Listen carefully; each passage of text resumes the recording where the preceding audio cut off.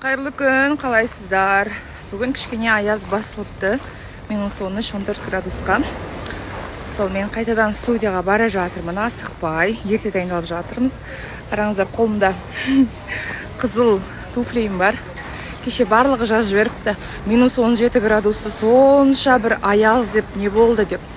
Біз үшін, Алматы үшін, жалпы оңтүстік үшін бізге ол суық. Халқым 25-тің өзі суық. 27-нің өзі суық болып көрінеді. Білмеймін енді, может біз жақ жылы болғаннан кейін. Енді сіздермен салыстыру мүмкін емес. 47-40 градус деген шыдай алмаймыз. А так, бәрі күшті. Шапкам деген ұмытып кеттім тағы да. Мында Азамат. Сәлем. Не, жеңіл киініп алғансыздар? Бауыржан. Сенді серігім Сергей, бұл құлжытым сізденге. Сергей, Бутя. Қайырлы күн достар, қалайсыздар, не істеп жатырсыздар? Біз эфир жаққа қарай келдік, шаш, бет бәрі дайын. Қазір енді 2:30-да көріңіздер бізді. Күн суық, осындай суықта Евразиян қосып қойып, бізді көріп жатпайсыздар ма?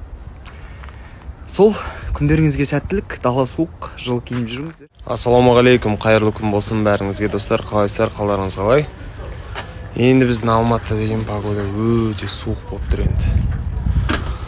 Жылы төсекте қосай жобасын қос қойып жатқанға не жетсін. Сол бағытыңызға сәтті күн болсын, сәттілік. Ассалаумағалейкум, қалайсыздар, жақсылар? Күн суық, енді жылы киініп жүріңіздер. Біз міне студияға келатқан жайымыз бар. Кешегіден қарағанда енді кішкене более-менее жылық болыпты бүгін. Бірақ шын айтайын ба, қолым қатып болып телефон ұстап келеді. Ернар бауырым бар қасында. Ассалаумағалейкум, қайырлы күн достар. Сол күндеріңізге сәттілік енді баршаларыңыз.